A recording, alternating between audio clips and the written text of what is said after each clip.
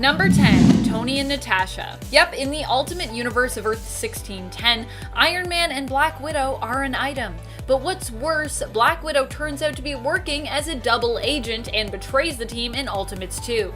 Turns out she was working with the Liberators. This all happens just as Tony and Natasha are preparing to tie the knot. Fortunately, Tony is able to apprehend Natasha, stop her, and turn her over to the authorities, but not before she manages to kill his longtime butler and friend Jarvis, and get all of Hawkeye's family killed and him captured. Tony finds himself distraught, and matters are made even worse after Black Widow's capture and later on her death, when a very intimate and personal video the two made together is leaked to the public.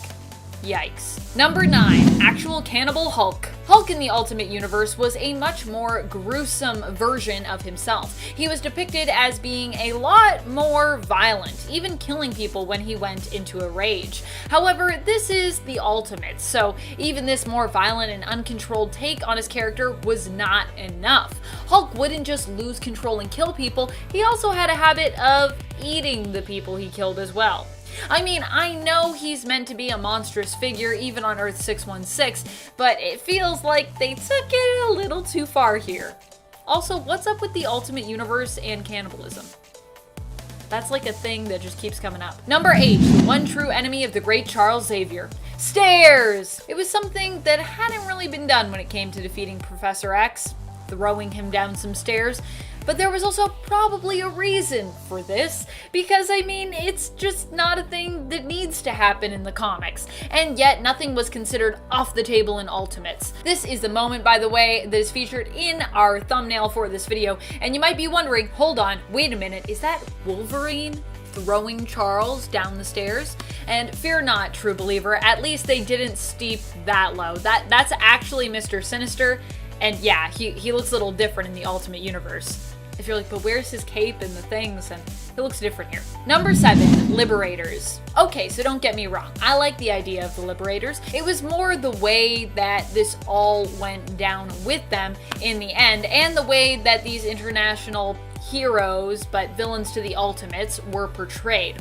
The Liberators were a team of superpowered folks from around the globe who had come together to defeat the Ultimates so as to even the playing field on a global level for the rest of the world. Basically, these characters thought that the USA was becoming too powerful and was messing things up for other countries with their superhero team. This could have been an interesting story, actually, in terms of like global international politics, but instead it just became about how every other country was inferior to the US, with their heroes, the Ultimates, winning the day simply because they were kind of deemed superior. And I'm pretty sure there's a line in there that communicates almost verbatim that sentiment. Number 6, Black Panther is Steve Rogers? There is a time that Black Panther is Steve Rogers in these comics. What went down is that basically Black Panther was recruited to the Ultimates but didn't really want to join the team. I mean, that's a whole other story that is pretty weird and problematic. He was kind of made to join the team against his will. On Nick Fury's orders, Black Panther, however, was also not allowed to leave or ever return to his home and see his family in Wakanda.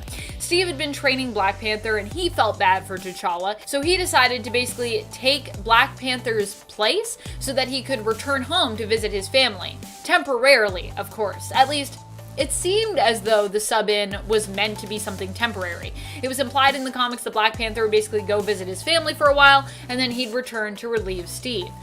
That isn't what happened, though, and instead, Steve remained as Black Panther until eventually he just went back to being Captain America again, and Black Panther sort of seemingly disappeared off the team without any explanation. He does come back, I think, for one mission, and then he quits. But, yeah, it's also kind of weird that he quits. I guess things changed and he could quit at that point?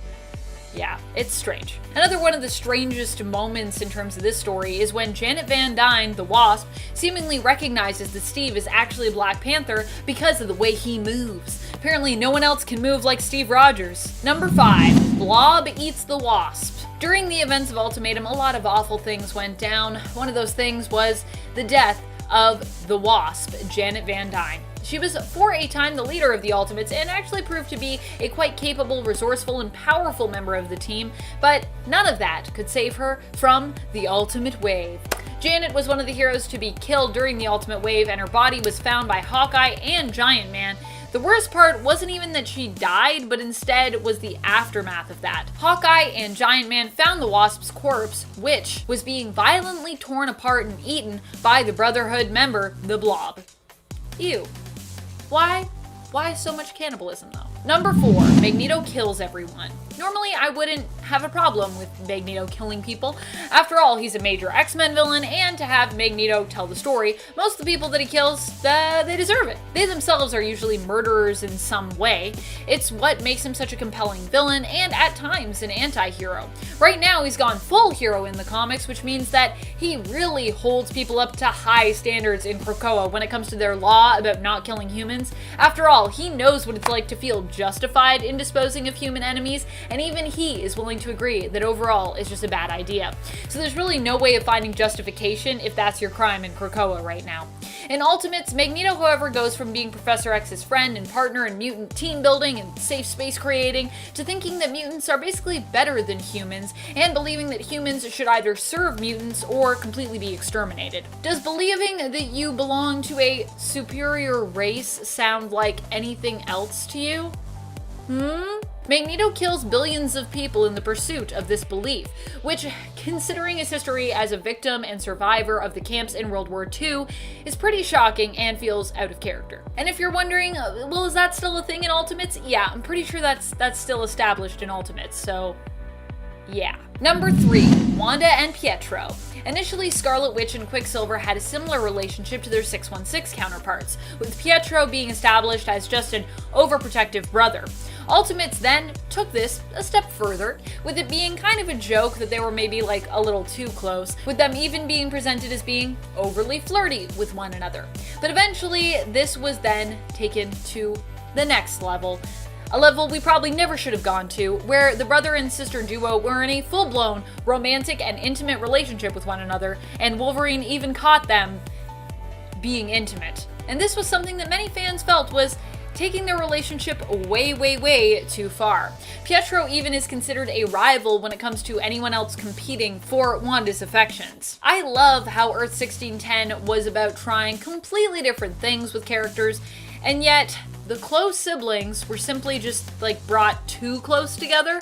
I mean, they could have done something really different with these two and made them like two estranged siblings or people that were like unrelated to each other. That's something that would really be breaking new ground. Like, where's my story where they were like split up at birth and so they like never knew about the other one and then they find their long lost twin? That could be a cool story. Number 2, Ultimates 3. Many of these worst moments that have been laid out before you today come to us from Ultimates 3, which is where the wheels really began to fall off the Ultimates train. I mean, Ultimates 2 also had its problems, but I don't know if there were quite as many as Ultimates 3. Ultimates would later be relaunched by Jonathan Hickman and Asad Ribish in hope to save it, but the damage had already been done. The line was doomed to die and would die during the incursions, with the worlds colliding and being rolled into one giant ball of fun that we'd come to know as Doom's Battle World. Of course, then later it'd be brought back, so nah. Number 1, Ultimatum. What could possibly be worse than a brother and sister in a romantic relationship and Ultimates 3, where many problematic stories either got worse or got started? How about the thing that simply straight up killed the Ultimate Universe, or at least felt like it tried to? Ultimatum. Ultimatum was the crossover event that caused mass devastation to the universe and the world, wiping out many of the characters that we've come to know and love, or at the very least tolerate. Jeff Loeb was basically given the green light by Marvel to kill off all characters who were too similar to their Earth 616 counterparts to really shake up the Ultimate Universe. What ended up happening as a result was many people, heroes, and villains dying due to their heads being blown up or torn off, having an overly gruesome and violent end. Then there were deaths that were never even shown of major characters who died in the Ultimate Wave. And finally, there were also tons of characters whose corpses were eaten after or during their death, or who ended up tortured to death. It was just an overly violent mess of an event with death after death, till you became just basically numb to what was going on. Ultimatum is also the event where Magneto decided to basically go nuts and kill billions of people. He would snap Professor X's neck, and then would later have his own head blown off by Cyclops' optic blasts. Like I said, just so many heads being blown off. It makes makes my head want to explode. Number 10, Double Death Peter. I don't actually have any issues with Spider-Man dying. I don't wish Peter Parker ill. I just feel like death is such a finite ending that sometimes it can be nice to have that in stories so that sometimes we can just move forward as opposed to getting stuck on repeat, stuck in a loop. What I take issue with though when it comes to Peter's deaths in Ultimates, because yeah, I feel like he definitely got more than one, was that he was killed off kind of suddenly or unceremoniously, which meant he had to be brought back again to do it right. And then after all that, we also find out that he's pretty much immortal. Granted, this does also help to make his multiple deaths make sense and give us a nice, neat little ending for Peter as he passes the torch to Miles. But still, that first death, woo, it was a doozy. During Ultimatum, it seems as though Spider-Man, after being forced to fight his nightmares, gets caught up in the midst of a huge explosion initiated by an equally frustrated Hulk. Of course, overall, he appears to survive, but it seems that the intention here originally was to kill him, and that this death was simply retconned away. Also, I don't know if it's just me, but like, I really don't like the argument between Kitty and MJ at the beginning. And they're like, I love him. Well, I love him too. Oh my goodness, be quiet. I'm all about love, but that's so, I don't know, just something about it just grates me. Don't like it. You couldn't possibly understand how I feel because I love him. No, well, I love him, so you couldn't possibly understand how I feel. Ugh. Number 9, Magneto kills Professor X. While this might not seem like such a strange and unsettling thing, keep in mind that Magneto and Charles are often presented in the comic book world as being opponents, but still being friends. While this might not seem like such a strange and unsettling thing, keep in mind that Magneto and Charles are often presented in the comic book world as being opponents, but still being friends. And here, for a long while, they were actually allies on Earth 1610. History aside though, this death is a brutal one, mostly because of how easy Magneto makes it seem. Magneto kills Charles by simply breaking his neck. He just snaps it. He doesn't even go all magnetism on him, though he does do that at other times in the Ultimate Universe. I don't know what exactly Charles did to deserve his life in this reality. I mean, it's not like he ignored the growing sentience of a training room who also happened to be a mutant when he claimed to be fighting for all mutant rights, right? Oh wait. Well, you know, at least he never lied to the X-Men about it. Oh wait. Number 8, too sexy? Question mark? Is there such a thing? When it comes to the X-Men in this reality, yes, there might just be something as too sexy. And I'm all for sexy. Here, the X-Men were notorious for being overly sexualized.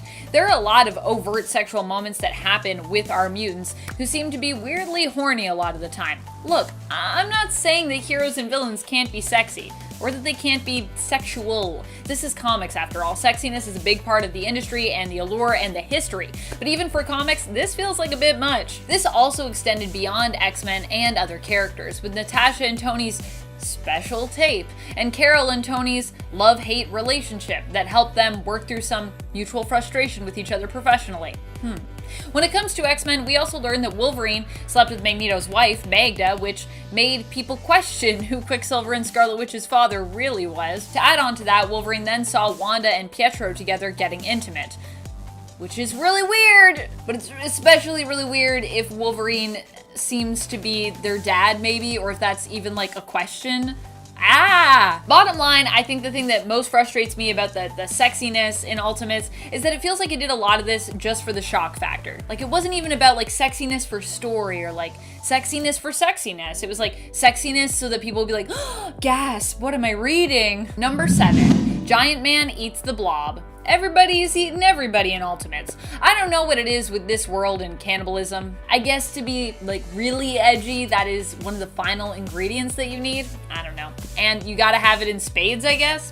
On part 1, we talked about how Blob was caught devouring the Wasp, and in revenge for the Blob's actions, Hank decided to give him a taste of his own medicine when he found him. As Giant Man, Hank pays the Blob back in kind by killing him through, you guessed it, eating him, biting off his head, clean off. Ugh. Or well, it doesn't look too clean, but you know what I mean. The other awful thing about this gruesome death is that it doesn't really give us even enough time to process the awfulness that was Janet being eaten just like a few moments ago. The story just rushes us through to the next like excessively violent and vengeful moment. And friends, if you occasionally love to hate things, and I know you do. This is fandoms. This is what we do sometimes. We lovingly hate things. Be sure to show that love to hate by giving this video a thumbs up.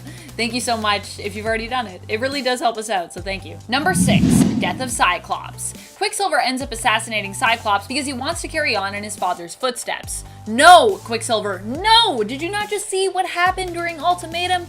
It wasn't good. We do not need more hardcore Magneto. It was a mess. The other thing that was really weird about this death is that it didn't really lead to anything for Quicksilver. He said he wanted to follow in his father's footsteps, continue his dad's work, create a new brotherhood, but nothing big really ever comes of this. Like, I mean, he creates a new brotherhood, but it's just like a lot of running around without much going on.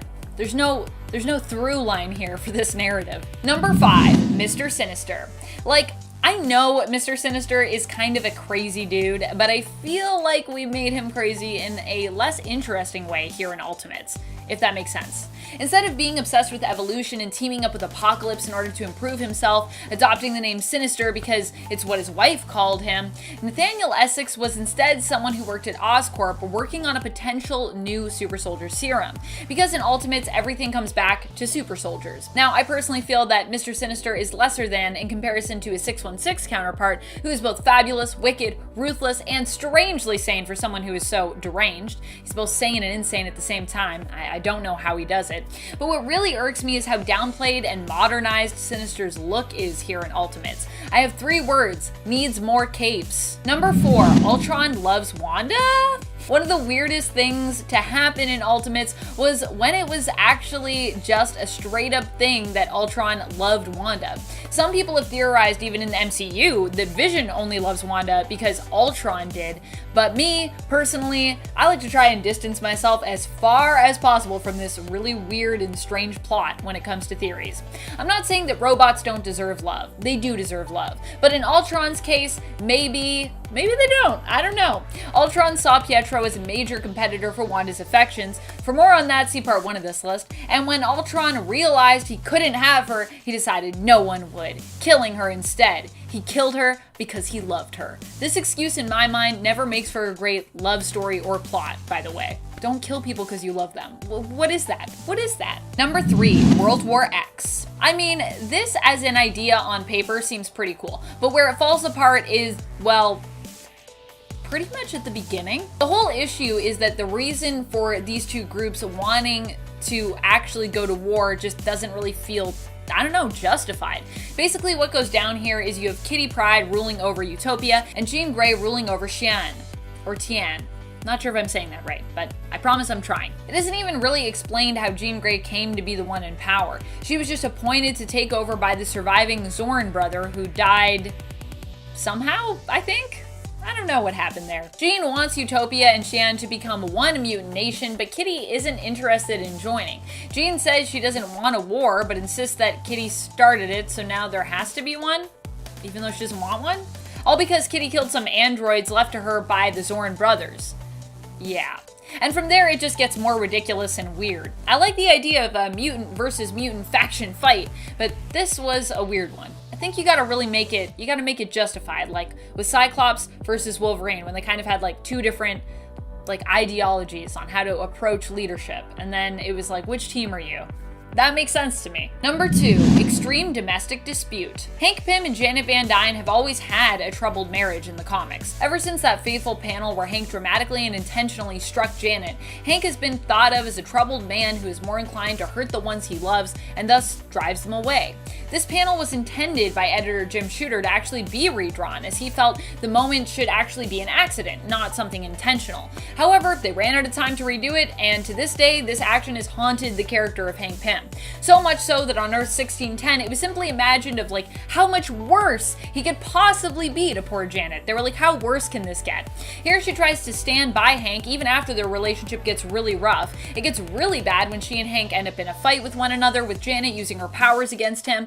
While she is shrunk down, Hank then sends his army of ants after her, almost killing Janet as she goes into anaphylactic shock from all the ant stings and bites. It's just terrible. Number 1, blood and gore. Another issue that people had with the Ultimate Universe, just all the blood and gore that we saw here, and more specifically, all the needless blood and gore. The Ultimate Universe took violence to a new level, and while I'm actually a fan of a gory scene when it holds meaning, many felt that much of what we saw was gratuitous. It was there for the shock factor. Number 10, Marvel Zombies. I wouldn't say I hate Marvel Zombies by any means, but it is a world that I'm often reluctant to visit. And yet, here I go, talking about it again. Thank you so much for this, Ultimates. Thank you. I love talking about Marvel Zombies. The alternate universe of Marvel Zombies was actually introduced in the Ultimate line. We learned of this alternate reality when the Fantastic Four of 1610 would be forced into a confrontation with the reality-hopping zombie versions of themselves from Earth Z, aka 2149, who first appeared in Ultimate Fantastic Four in issue 21. Marvel Zombies is a pretty cool idea for an alternate Marvel world, to be honest, especially in the early 2000s when zombies were all the rage with the success of both The Walking Dead and Shaun of the Dead. Honestly, I really love Shaun of the Dead. I think it's one of my favorite movies. However, Marvel Zombies has also now been done to death, or undeath if you will. Often I found it zombie stories suffer from feeling the need to use excessive gore in order to sell us. Like sometimes happens with the Ultimates. There are times when it feels as though it's just all about shocking the readers. And I don't mind being shocked, but I like being shocked when it's like for a purpose, not just being shocked because be shocked by comics, you know what I mean? Number 9, Jean Grey and Wolverine's son? I gotta say, I don't mind Jean Grey becoming a villain in stories, but there are some strange things that go on with her character in terms of motivations on Earth 1610 that do bother me. A big one being the flirty moments that we see between her and Wolverine's son, Jimmy Hudson. For those who aren't aware, Jimmy was the son of Wolverine who was raised by a war buddy of Logan's and his family. Jimmy wouldn't learn until he was older of his true heritage and the fact that he was Logan's biological son. On Earth 1610, Jean Grey spent some time initially dating Wolverine before she ended up with Cyclops, and of course before Wolverine died. Cyclops actually also later dies. Jean just can't catch a break, I guess, in terms of her partner staying alive. Her being the former lover of Wolverine, though, is what makes so many of her flirtatious moments with Jimmy so uncomfortable and weird.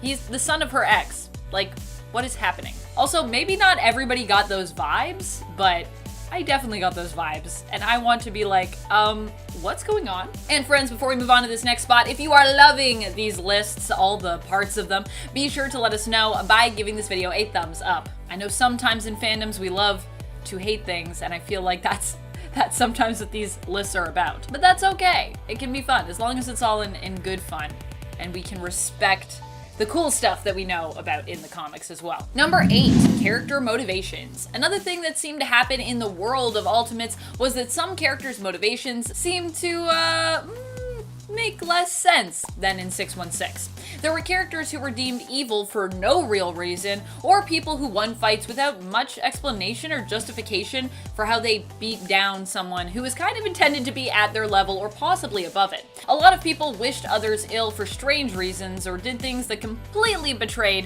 what they claimed to believe in.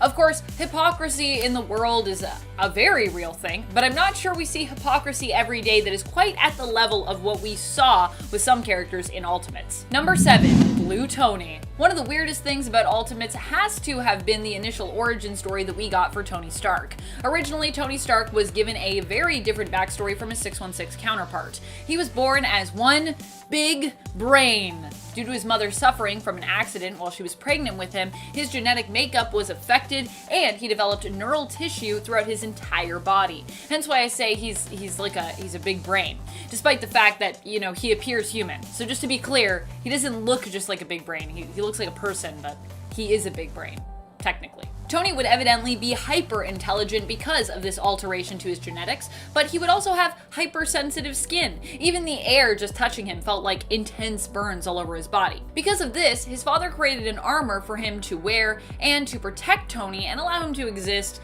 semi-normally. This liquid armor his father created also turned his skin blue, hence me calling this point Blue Tony, because he was blue.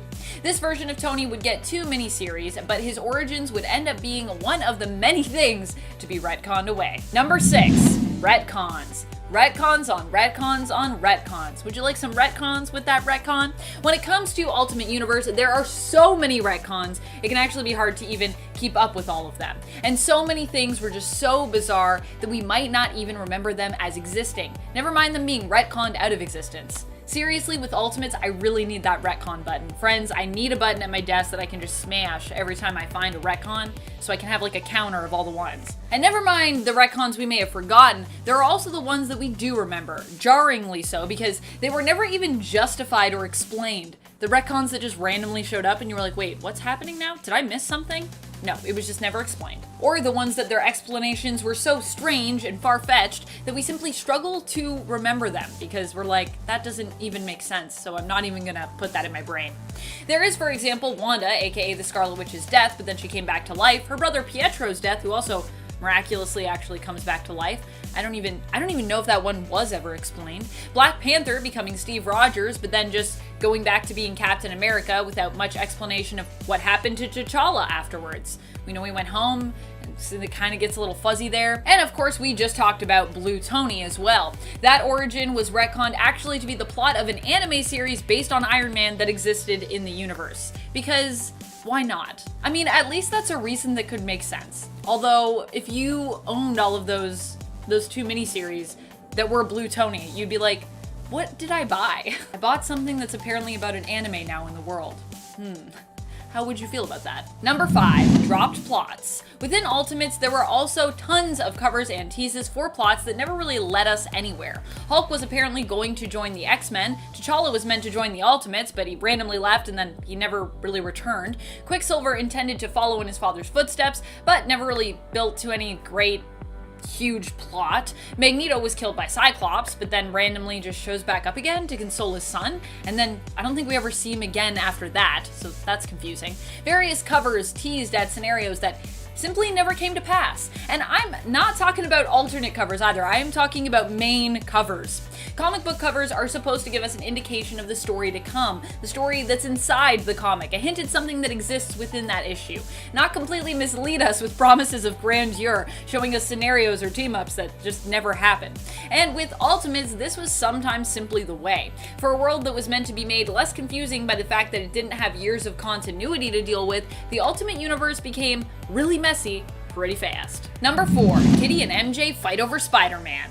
This whole fight in Ultimatum just, it kills me. While Peter Parker in 616 is often either shipped with Mary Jane Watson, Gwen Stacy, or Black Cat, Felicia Hardy, in 1610, he, for a time, dated Kitty Pryde, who was about the same age as Peter, so it makes sense, it's kinda cute. And the two also teamed up together fighting crime as supers, which also, cute. However, Kitty and Peter wouldn't end up staying together and eventually they would break up and he'd end up more predictably with MJ. Despite the fact that Kitty and Peter ended things pretty amicably, we see Kitty and MJ arguing over who loves Peter more during Ultimatum. Just another reason to consider Ultimatum one of the lowest points of the Ultimate line. There is something so annoying and so ridiculous about these two girls bickering over who really loves Peter the most, especially as the world is like falling apart around them. I'm like, what's happening? Why are we having this conversation right now? Why are we having this conversation at all? I guess it's also just like, I'm like, I don't think that's what would be happening with these characters. In my mind, I'm like, I don't believe it. Number 3, Jonathan Hickman. One of the worst things to happen to the Ultimate Universe would probably be Jonathan Hickman leaving it. But also, maybe just Jonathan Hickman in general.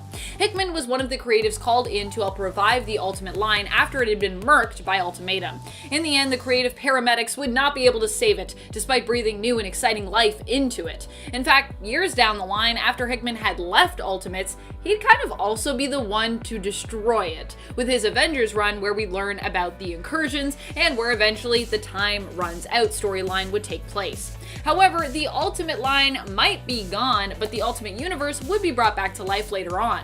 In fact, actually, Hickman is still a huge Maker fan, and even has been intertwining the 1610 version of Reed Richards' Children of Tomorrow into his current X-Men run and the world of X-Men with the Children of the Vault. So it's like a mixed bag with Jonathan Hickman. He's like the worst thing to have left, the worst thing to have happened because he killed it, But he also, obviously, I feel like he loves Ultimates. I feel like it does hold a special place in his heart, because I feel like he loves a lot of the characters there. So, yeah, I don't know. I love it. Who doesn't love the Maker, though, am I right? He's just so cool. Such a freaky guy. Number 2, Wolverine creeps on MJ. One of the weirdest things to happen in the Ultimate Universe takes place during a case of the body swaps. Wolverine and Spider-Man wake up one day in one another's bodies without any idea of how they got there. Just like in the main continuity reality of Earth 616, these two don't really get along in the Ultimate Universe. They end up discovering what happened and making contact with one another, planning to meet up and basically figure out like how to swap back or like what's going on. But after this all gets resolved, we also learn that Wolverine, who is not just an adult man, by the way, but potentially a super old adult man due to his healing factor, attempted, while in Peter's body, to make very intimate and adult moves on Mary Jane, Peter's girlfriend, who here is also a teenager. Ew! Like, I know you have a thing for redheads, bub, but stick to redheaded adults, not teenagers. Ugh. Gross. Number 1, Ultimate Doom. Doom was such a mess in the Ultimate Universe, just because of all the ever-developing retcons about which Doom was the real Doom. Victor Van Dame was our Doom of Earth 1610, but we later learned that actions we believed were him were actually a Doom bot, and that he'd also actually been replaced for a time by Mary Storm. He was like basically going into alternate realities. It's a lot. If you thought Doom of Earth 616 with all of his Doom bots was confusing, the continuity here is, well, it's really only more of a mess in my mind, especially considering how some important actions were later retconned as not being caused by Doom, and how it became confusing going back to know like when Doom was actually the true Doom or when it had been an imposter in disguise. Did you get all of that? Yeah. Me neither. Number 10, Thor and Hela. Starting off with an example of why the Ultimate Universe does some unnecessary stuff from time to time, Thor was forced to kill his supervillain's son to save America from civil war. But what's funny, well not funny, is that wasn't even the unnecessary part. So it begins in the aftermath of an event called Ultimatum, which we will get to much later on. Basically, Ultimate Thor ends up sacrificing his own life to save his lover, Valkyrie. While in the afterlife, in order to be reunited with and save Valkyrie, the goddess Hela makes Thor fight a whole army of undead soldiers, which he does. But then Thor asks what else he needs to do, and this goddess just starts undressing herself and demanding that Thor gives her a baby, which of course he does, and it doesn't even save Valkyrie. This comes back later with the child, Modi Thor's son, being raised by a much more villainous Loki, feeling abandoned and seeking revenge, trying to turn America into a new Asgard while wielding an Infinity Stone and forcing Thor to eventually strike down his own evil son. Number 9. Look what they did to my boy! Almost everyone loves Deadpool. Weirdly, even some moms love Deadpool. So when the gritty, realistic, mature Ultimate Universe was going to bring the character in, you'd expect it to be a match made in heaven. No! I blame this version of the character for the monstrosity we got 3 years later in 2009's X-Men Origins Wolverine. The ultimate Marvel version of Deadpool was a sergeant in the military named Wade Wilson. He's grim, he's angry, he's way too serious, and he also is an incredibly racist mutant hater. Oh, he was also a cyborg with incredible strength, he retained his signature healing factor, and instead of just being disfigured, he had no skin at all. And he's missing part of his skull, so his head is instead encased in a clear plastic case for everyone to see. Deadpool leads the Reavers, who are also racist, in trying to kill prominent mutants. Thankfully, Ultimate Deadpool was taken off the board by the 616 Deadpool in Deadpool Kills Deadpool in 2013. Number 8. Hank Pym needs to chill. Hank Pym has not really ever been that great of a dude. He has multiple untreated mental disorders and crazy insecurities that have caused him to do multiple not so great things in his time in the regular universe. But of course, everything in the Ultimate Universe gets ramped up a bit. Pym got involved in a very heated argument with his wife, Janet Van Dyne, over her friendship with Captain America. In Ultimates issue number 6, things start to get physical until the Wasp shrinks down to her smaller size to get away from her husband. Unfortunately, the terribly insecure Hank cornered her and sprayed her wasp-sized self with bug spray. She hid under a desk to catch her breath after inhaling the toxic fumes, while her husband just kept on with the emotional bombardment. mutant. But he didn't stop there. He then sent an army of ants after her until he realized what he was doing to his own wife. This stuff kind of boils my blood just a little bit. The fight resulted in Janet's very near death, her hospitalization, and his expulsion from the Ultimates. Number 7. Making the Maker. The Fantastic Four in the Ultimate Universe remained relatively the same, at least in their family dynamics. Their backstory was slightly modified, but overall the four main heroes lived as you'd expect, until it all went Marvel Ultimate-y. First off, Sue Storm and Reed Richards lost a child together, but then Reed Richards proposed to Susan Storm and she rejected his proposal. Just like that, the Fantastic Four was no more, but that's not the end. What came next, really quickly I might add, was Reed going absolutely bonkers, faking his death, de-lifing his family, planning alien terror plots around the world, being trapped in the negative zone where he primed his intellect by stretching his brain and skull, and he built an army. Since he was horribly burnt by the Human Torch, Reed took to wearing a helmet and founded the Children of Tomorrow, the Dark Ultimates, and he called himself the Maker. He became an incredibly evil Reed Richards. Number 6. Cap hates France? Look, despite the name, Captain America, Steve Rogers, is very much a protector of the world, not just America. So it was really odd when in Ultimates number 12 from Mark Miller, Brian Hitch, and Paul Neary, we see the Ultimate Marvel Universe Captain America verbally wailing on France, of all places. Captain America is caught in a fight with Herr Kleiser, an old German rival. Just for better context, Nick Fury is there too. Captain America is obviously the hero though, so eventually he gets the upper hand. It was just so odd that when Kleiser was pinned by Cap and asking for surrender, well, Cap digs his shield into the dude's stomach and says, "Surrender? Surrender? You think this letter on my head stands for France?" The comment was kind of fueled by the time period it was written in, as the states were entering into a war and France refused to join them, leading to some anti-France feelings in the real world. But this World War II era dig at the country left a bad taste in pretty much everyone's mouth, especially from a character that is supposed to be much, much better than that. Number 5. Wolverine. Why are you so weird? Look, I'm gonna get into all the weirdness that is the Ultimate Universe Wolverine in a sec, but one thing that kind of immediately sticks out is how this version of Wolverine seems to repeatedly swing for ladies that are a little below his age bracket, or like a lot below. And always redheads, which I guess kind of checks out from the 616 version too. Jean Grey, Firestar, and the one we're talking about today, Mary Jane Watson. In Ultimate Spider-Man number 66, Wolverine and Peter Parker end up switching bodies after Wolverine makes some unwanted advances on the teenage Jean Grey, who psychically swapped their bodies. I don't know why she did that, but she did it. Wolverine finds some drawbacks, but apparently they pale in comparison to the perk that is the teenage Peter's girlfriend, Mary Jane. Wolverine tells MJ that he, in Peter's body, doesn't need to go to school, while also making some crude advances towards her as well. It comes off as kinda creepy and really cringy. Number 4. Wolverine.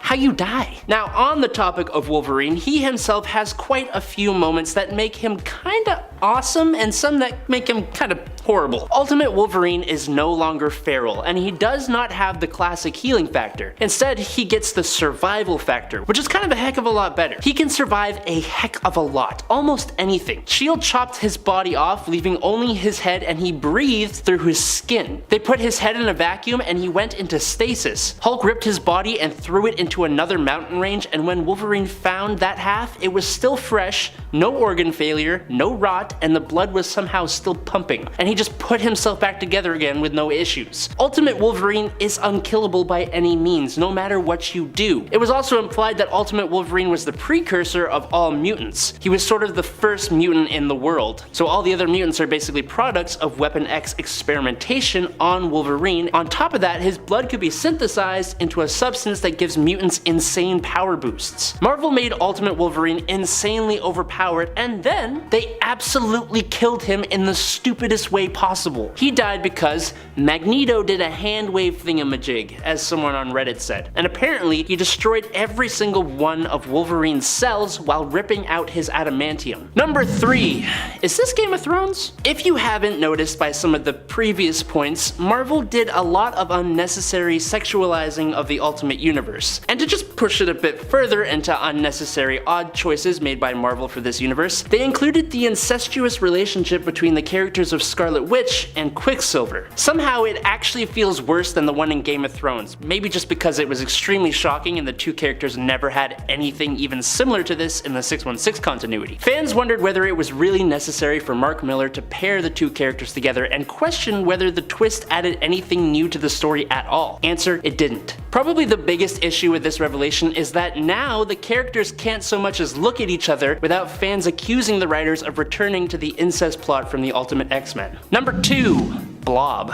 After the events of that ultimatum thing, which I'm so close to talking about, many heroes were taken out and or unaccounted for. One such hero would be Janet Van Dyne, the Wasp. Now, as we know, Hank Pym, Ant-Man, was kind of the worst. And though a terrible husband, he still diligently looked for his missing wife. What he found instead was the villain the Blob feasting on her remains. It's probably one of the most striking images from the whole Ultimate Universe, but it just gets stranger and somehow worse. Enraged at the sight of it, Ant-Man converted to his giant man state and picked up the Blob in his giant hand and bit Blob's head clean off and spat it on the ground to the shock and horror of his teammates. And in at number 1 is Ultimatum. Ultimatum was supposed to be how the writers finished off the Ultimate Universe stories. Obviously it didn't turn out that way, but as you can tell from previous points, writers kinda just went a little haywire with things they would do with a dying universe story. Basically, Magneto, who has been a pretty brutal villain in this universe so far, goes even farther during the mega event where stakes were way high. Basically, after Magneto gains control of the Hammer of Thor and is manipulated by none other than Dr. Doom, he messes with the magnetic pillars of the world, flipping them on their head and sending weather into a frenzy. The big event was a giant tsunami called the Ultimatum Wave that basically put New York underwater and brought a giant casualty list along with it. Bruce Banner drowns but the Hulk lives, the Wasp gets eaten as mentioned before, and Quicksilver and Scarlet Witch are killed off. In a bit more of a divisive move, while the X-Men are looking for their fallen teammates in the wake of the tidal wave in New York, Magneto pays a visit to Professor X and in a pretty brutal scene snaps the professor's neck. Magneto also rips the adamantium from Wolverine's skeleton and pretty much disintegrates him like we talked about before. Number 10. Black Widow and Iron Man. A change in the Ultimate Universe that actually made sense in my head for some reason was the relationship between Tony Stark and Black Widow. Shortly after Iron Man joined the S.H.I.E.L.D.-sponsored Ultimates team, he and Natalia Romanova struck up their relationship, and it went so far the two eventually got engaged, with Tony even giving Black Widow her own nanite-controlled suit of armor, which did look really cool by the way. But the happy couple didn't last too long, as it turned out that Natalia was actually a traitor, working for the Liberators, which is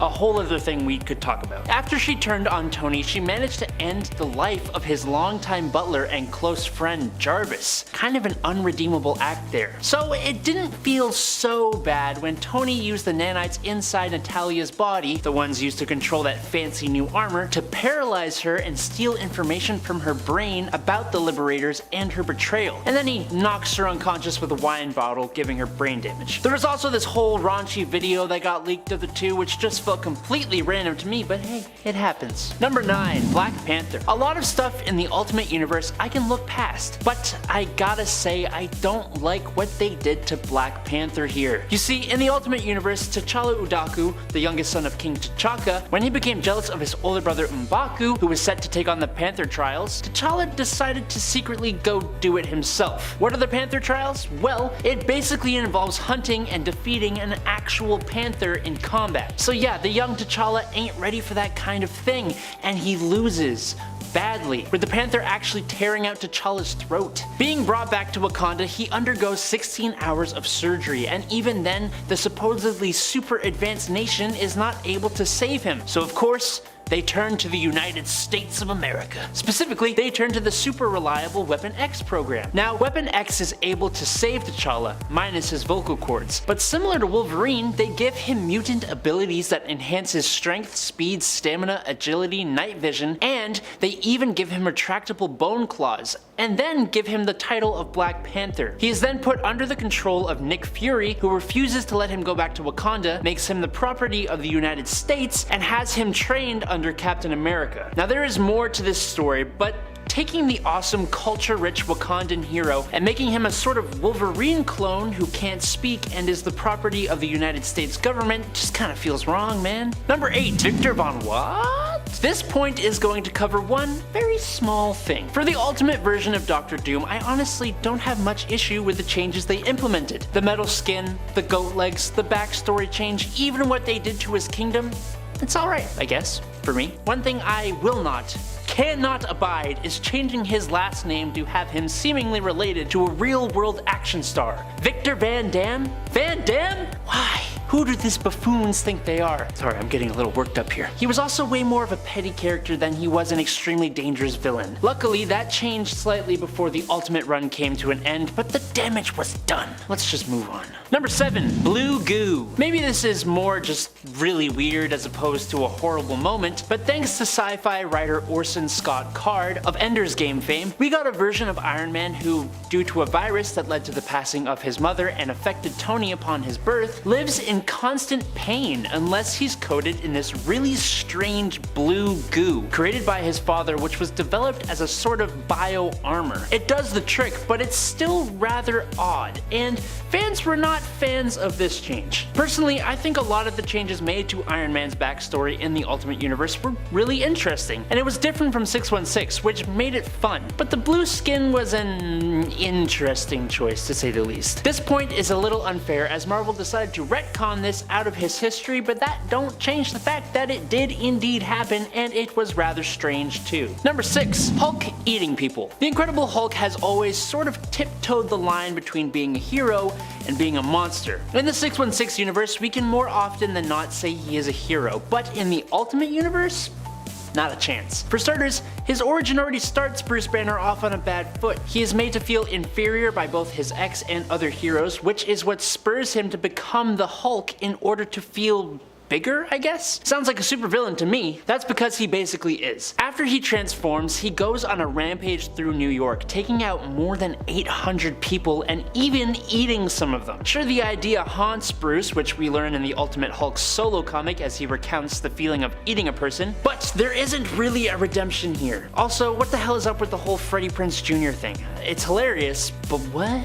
Number 5. Lack of Sabretooth. Sabretooth has always been a pretty terrifying dude. He ain't nice, he's extremely violent and extremely hard to bring down. And even more so in the Ultimate Universe, he becomes bonded with adamantium similar to Wolverine and even has retractable bone claws out of his forearms, also like Wolverine. Doesn't really need them, as he also eventually has his naturally occurring claws on each fingertip as well as his fangs and teeth laced with adamantium to just bump up the amount of absolutely bloody carnage he can produce. If this sounds awesomely terrifying, it's because it is, which makes it a shame when he doesn't really do much. Sabretooth in the Ultimate Universe, similar to 616, is kind of just a lackey to Weapon X and then later to Magneto. It just feels wrong to make such an imposing villain more imposing but not give him much to do. Number 4. Sabretooth versus Angel. Oh, actually, there is one thing of note here that Sabretooth does. One thing that was incredibly brutal and unnecessary in true Ultimate Universe fashion. In the aftermath of Magneto's ultimatum wave, he and Sabretooth waited in the Arctic for the heroes to come and try to apprehend them in Ultimatum issue number 4 from 2009. The first to arrive was Warren Worthington III, or Angel, who came crashing through a window with a punch straight to Magneto's big old face. But after Magneto gave the go-ahead, Sabretooth pounced at the crash-landed mutant, scratching the living hell out of his back, tore off one of his wings with his teeth, seeming to enjoy the brief cannibalism, and then stomped on Warren's neck with his boot, taking out the mutant in another of the Ultimate Universe's unceremonious dispatching of a fan-loved character. Thanks, Ultimate Universe! Thank you so much. Number 3. Dormammu and Doctor Strange. Speaking of unceremonious dispatching, Angel wasn't the only hero to meet his end in issue number 4 of Ultimatum. Right at the beginning of the comic, it seems that the Hulk's rampaging has led to Doctor Strange's Sanctum Sanctorum, and he begins just smashing everything, including magical items, which results in a blinding flash of light. Next thing we know, the dread Dormammu is free from the dark dimension and is in magical conflict with Doctor Strange. But Dormammu seems more than confident that he won't be defeated by the Sorcerer. It takes merely a few pages before Dormammu uses the Sorcerer Supreme's own sash, belt, cloak thingy, constricting it around Strange's body so tightly that it explodes his head in an extremely grotesque couple of panels that I'm not sure we're even allowed to show. Just like that, the normally extremely powerful Dr. Stephen Strange is out of the picture. Number 2. Hawkeye's family tragedy. Say what you will about the ultimate version of Clint Barton. He is much less heroic than his 616 counterpart, he is a S.H.I.E.L.D. sponsored killer, and he is much more of a secret agent. Ultimately, he is the basis for the MCU's version of the character, from his look to his family. But what the Ultimate Universe did to his family, or more specifically what Black Widow did to them, I should say, will likely never be seen in the MCU, which we should all thank our lucky stars for. As we talked about all the way up at the 10th point, Natalia Romanova did not turn out to be a great gal. She was working for the Liberators, a group of heroes from around the globe who were opposed to the amount of power held by the United States thanks to S.H.I.E.L.D. and the Ultimates. It was a cool, realistic concept, and one that could have opened up the comics to more worldwide inclusiveness. Instead, it was kind of just a way to make America seem superior. After Natalia's revelation as a traitor, she organized the assassination of her longtime Black Ops partner Hawkeye's entire family, even personally taking out his son Callum. For her crimes, Clint does put an arrow between her eyes in Ultimates 2's final chapter, as she is in a hospital bed thanks to Tony Stark giving her brain damage. It doesn't really help the whole situation. And in at number 1, Peter Parker comes back to life. One of the key things about the Ultimate Universe was supposed to be its realism, or at least its realism in a universe full of superheroes, sorcerers, gods, and monsters. One of the aspects of said realism was the fact that death would be permanent, which is about as real as you can get. The only problem was that didn't seem to last. One of the best things about the Ultimate Universe was Ultimate Spider-Man. It's regarded as not only the best thing out of that universe, but one of the best Spider-Man stories ever told. His eventual death after saving many people in Ultimatum, taking a bullet for Captain America, and then fighting and defeating Norman Osborn and the Six was equally as amazing, if not tragic and emotional. It also paved the way for another one of the Ultimate Universe's best, Miles Morales. So in order to make that amazing story and all the emotional weight it had going for it mean absolutely nothing, what do you know? Peter Parker wakes up in some underground laboratory, seemingly revived. Yay! Number 10. Perma Gray. Or, well, mostly. Hulk would appear to be green a few times in the comics, but for the most part, he was always gray here. Apparently, he was green a few times for some reason that was it was never really deeply delved into. It only happened once or twice in the universe, but it would later be established that gray was supposed to be the Hulk's coloring. I feel like they made him gray to denote a sort of shift in this Hulk's mentality and persona from 616's, and also to make him even more different in appearance than his 616 counterpart, as 616 Hulk is more often than not green, though he has also been gray from time to time. Super Soldier Serum. Bruce Banner was one of the scientists tasked with attempting to recreate the Super Soldier formula. Worried the credit would be kept from him, but also believing he had actually managed to recreate the serum, he decided to test it on himself. The result was that he was transformed into the beast that we come to know as the Hulk.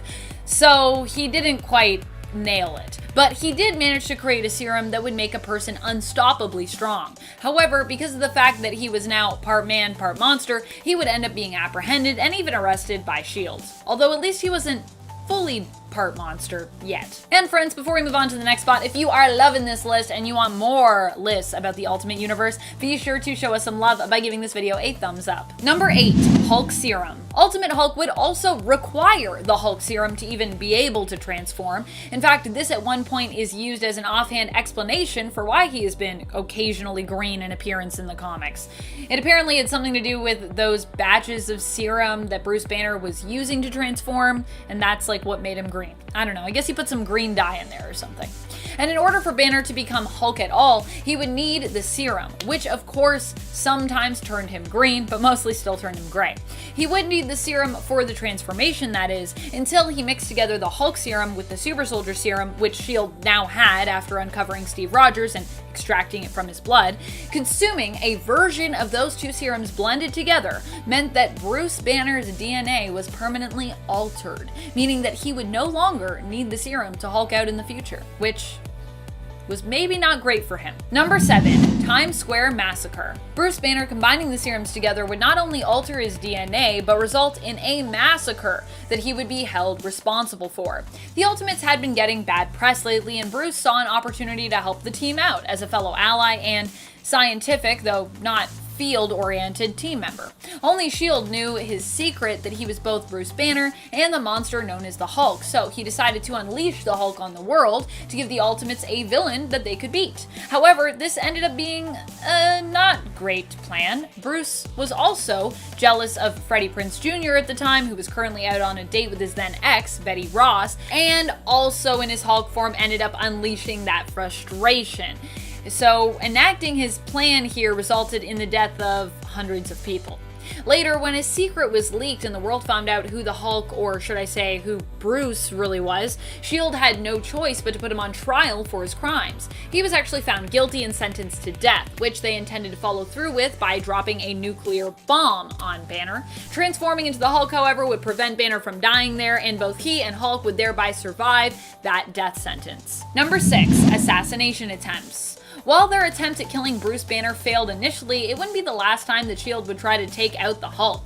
Later on, Nick Fury would send Wolverine to hunt down Hulk. Fortunately, Wolverine would end up deciding against killing the Hulk, but it wouldn't matter anyways, as S.H.I.E.L.D. found a new way to control the beast, finding something more useful to hold over his head so they could have better control over him, thereby no longer needing to kill him. Number 5. Ultimates. Banner would continue to work for S.H.I.E.L.D., but would also kind of become their hostage in a way. He would eventually end up joining the Ultimates, but was also used as a weapon by S.H.I.E.L.D., who would often unleash the Hulk on their enemies. All while this was going on, Banner attempted to get better control over the monster within him, but would also attempt and succeed in escaping from S.H.I.E.L.D. on a few occasions. At one point, they held Betty Ross, whom he loved, hostage in an attempt to control him. That's what I was talking about in the last point. Hulk was never really a willing member of the Ultimates, to be clear, but instead was made to be an ally of theirs against his will, whereas Bruce Banner was like an ally of the Ultimates initially because he was a scientist, until he had this whole Hulk thing going on. And like I said, not only was Hulk used as an unwilling ally of the Ultimates, but S.H.I.E.L.D. would also use him as a direct weapon, putting him in a pod and shooting him out like a missile in the direction of their enemies. Number 4. Adamantium. Adamantium is Hulk's weakness, except when it's not. Adamantium is one of the few materials strong and sharp enough to break Ultimate Hulk's skin, but it doesn't always succeed in hurting him. The Hulk, like in 616, can become stronger the more angry he gets, so we have seen instances in the Ultimate Universe where he was simply too mad to actually be able to get harmed with adamantium. At one point, they tried to puncture his skin with an adamantium needle, but Hulk's skin is so tough at that time because of how furious he is that he just breaks it. Number 3. Killed Spider-Man's parents? Spider-Man's parents were killed by the Hulk? No, not really. But it was definitely made to seem that way in Ultimate Origins. In issue number 4, we see Bruce as the Hulk losing control and destroying his lab. This is implied to be his first transformation and taste of that loss of control. Richard Parker also happened to be working in the lab that day. His wife Mary came to pick him up with their infant son Peter in tow. I guess she couldn't get a sitter or something like that. Richard, in fact, is in the lab when it explodes and comes crashing down around him, and we see Mary get struck by a steel beam as it flies out from the explosion. It seems to be heavily implied that the two of them die here, although that completely contradicts everything that has already been established about their deaths and about Peter's childhood, which we know from Ultimate Spider-Man. And I think, oddly enough, I think this issue is Bendis, and I believe all of that is also Bendis, so I don't know what's happening here. It's like Bendis contradicting himself. Now, for this whole event to have actually happened with the Parkers, it's more likely that they were just very badly wounded in this explosion, despite the fact that it looks like they are both quite dead here. It's actually little Peter who manages to reverse the transformation, helping Hulk to calm down and turn back into Bruce here, only for him to get beaten down by Nick Fury, who is evidently none too pleased with his lead scientist. He's like, "What did you do? Don't do that." Now we're going to basically hold you as our prisoner. Number 2, Dark Ultimates. While Hulk has also worked alongside the Ultimates in the past, he also has no real allegiance to the team, especially considering he was often made to join the fray against his will. So it wasn't surprising that when the Maker, aka Ultimate Reed Richards, offered the Hulk a place on his more sinister Dark Ultimates team, that the Hulk readily accepted that. Reed was hoping that the team would help him to win in a final standoff against the Ultimates. Little did any of them know that there was an even greater threat looming that was even bigger than either side could have imagined. A threat that would successfully wipe out their entire universe of Earth 1610. At least temporarily. Number 1, First Hulk. Bruce Banner might be acknowledged as the Hulk even in the Ultimate Universe, but on Earth 1610, he was not the first person to become the Hulk. The first Hulk in the Ultimate Universe was actually Tyrone Cash, aka Leonard Williams. Williams was a professor and scientist who had actually been a mentor to Bruce Banner. He had his own motives for working to create the serum that would turn him into the Hulk, and actually took it before Banner did. Cash would use his brilliant mind to avoid capture for years, and would also operate as a criminal during that time. But eventually he would be apprehended and would end up joining the Ultimate Avengers team, which in this reality is a team more comparable to DC's Suicide Squad than the Avengers of Earth 616. You can check out Tyrone Cash in Ultimate Avengers 2, which is the name of a series, not like issue 2. Just to be clear, there's a lot of numbers in Ultimates. Number 10, Origins. Why not start at the beginning? Let's do it. Ultimate James Howlett first appeared in Ultimate X-Men issue 1 back in 2001. Now his combat days began as a paratrooper for the Canadian Army during World War II. He was part of the invasion of Sicily, and funny enough, that's actually where he met Private Nick Fury and Private Fisk. Now Fisk got hit by a bullet, and then the three of them were all taken away. They were captured, even though James was from a different unit. He was from Canada. He just got roped into it. So that's where they all got put into the Weapon X complex and were under experimentation by Dr. Abraham Cornelius. Now luckily James got out of there. The other two though, they were tested on to become this new Captain America. They were the test subjects of the new serum. But if you want to hear more of that Ultimate side, check out one of our playlists. We explain quite a bit of it. So yeah, in the Ultimates, Nick Fury is a super soldier. How cool is that? But Wolverine got out of there. He didn't want to be part of it. Well, he kind of got out of there. He got really, really close until a stray bullet hit him last second, and then everybody was in shock as he healed himself. So they dragged him right back in, and they're like, well, we got to do some tests. What's going on here? So we got this mutant ability down the road, whereas main Wolverine was just born a mutant. So key difference right there. Number 9, Mutant Zero. So Dr. Cornelius was super into this guy, and then during these experiments, because obviously they wanted to pick him apart and see what the hell just happened, during these experiments they discovered this gene that when it's activated gives you superpowers, basically. So he came up with the term for them. He called them mutants, which is a great word, gotta admit. And James Howlett was mutant number 1. Well, actually, Mutant Zero was his term. Now the genome was spread around the planet over time, causing a few more mutants to pop around, just a few of them. And also those scientists who like to experiment on James and others, they got what was coming eventually, because a mutant boy down the road had some Weapon X scientists as parents, and when he found out how they were treating James and others, well, he took out both of his parents and set James free. Yeah, that little boy was Magneto. The Ultimates are sick. And before we continue on with this list, if you want to go ahead and give this video a thumbs up, that would be really helpful for us. Or if you're feeling good today, maybe you want to hit that subscribe button. I mean, no pressure, but it's right there. Thank you so much. Let's get right back to the video. Number 8, Weapon X. So yeah, that whole thing with Eric was a big deal, but Wolverine was actually recaptured later on, this time by Colonel John Wraith, who was not fond of mutants at this point. There were a few of them, and he was like, okay, this has gotten out of hand. And at this point, John was also the new head of the Weapon X program. So they wiped Wolverine's memory and gave him the name Logan. And this is where things got real for James, more real than before. This is when he was tortured. The other guy who was there, who was also getting tortured, his name was Victor Creed. And Victor was getting on his nerves the whole time. And this was when the adamantium was bonded to Logan's skeleton. So a lot of things happened during this time as well at Weapon X. So he was a mindless brute, and things took a turn one mission when he was deployed in the desert during the Gulf War. The truck got ambushed and Wolverine was let loose. This insane, mindless mutant weapon. No big deal at all. So he wiped out everybody. He took out every single member except for one guy, Nick Fury. He didn't take him out, he saved his life and carried him all the way to base because part of him still remembered meeting him early on in his life. Nick Fury actually recognized him as well and then came back later to set him free. What goes around comes around. Number 7. Brotherhood of Mutant Supremacy. So Magneto, of course, becomes an evil ruler in this universe as well, and he and Charles once shared a dream about creating a safe haven for mutants called the Savage Land.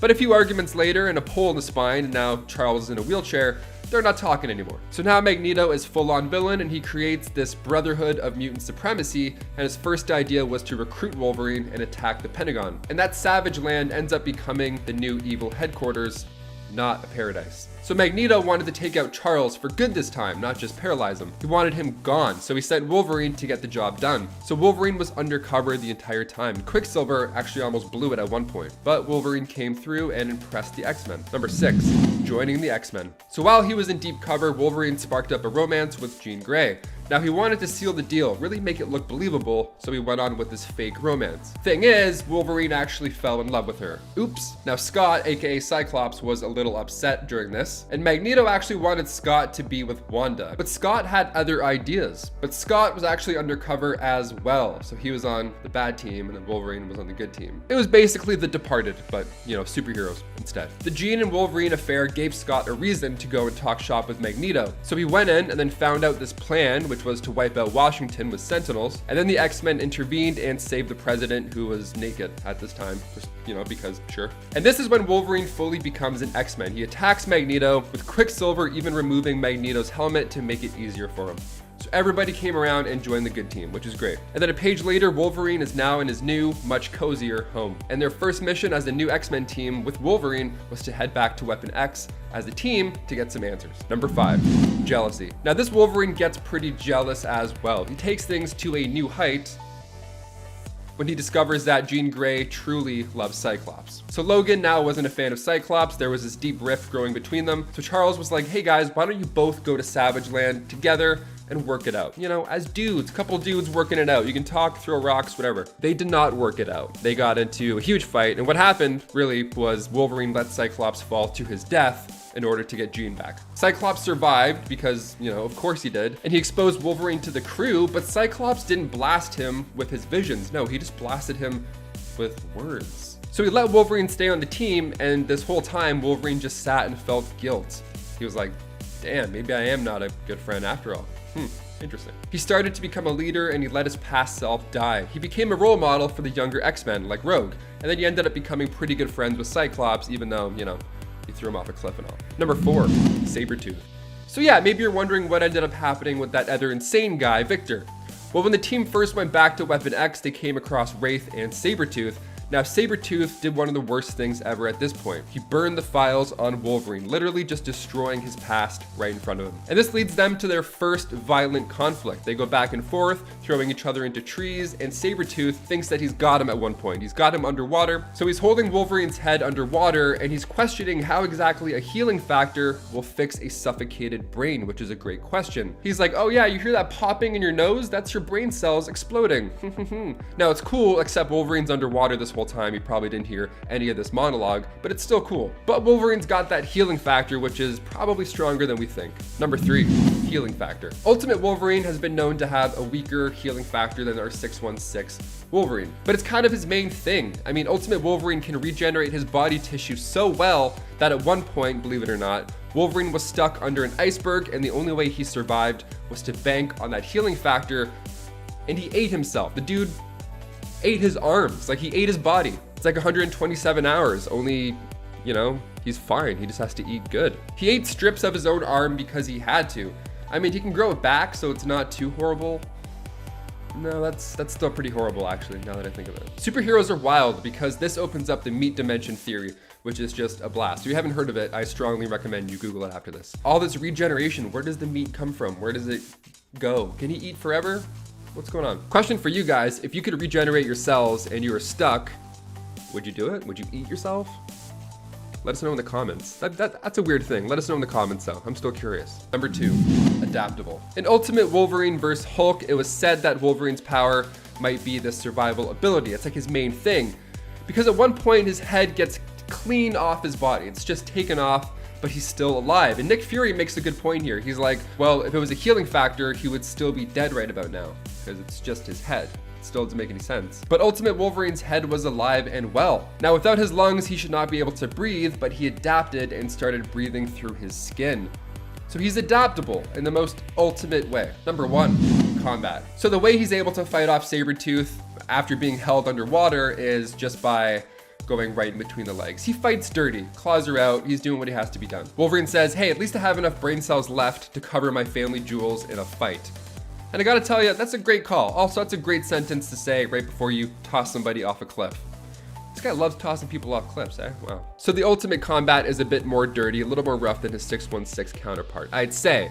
But that's because he kind of has to be, because his healing factor isn't as strong as a 616, and even his adamantium skeleton is not that helpful. Adamantium is weaker in the Ultimate Universe, fun fact. But even so, one time Magneto ripped his skeleton out of his skin and Wolverine had to regrow his entire body back.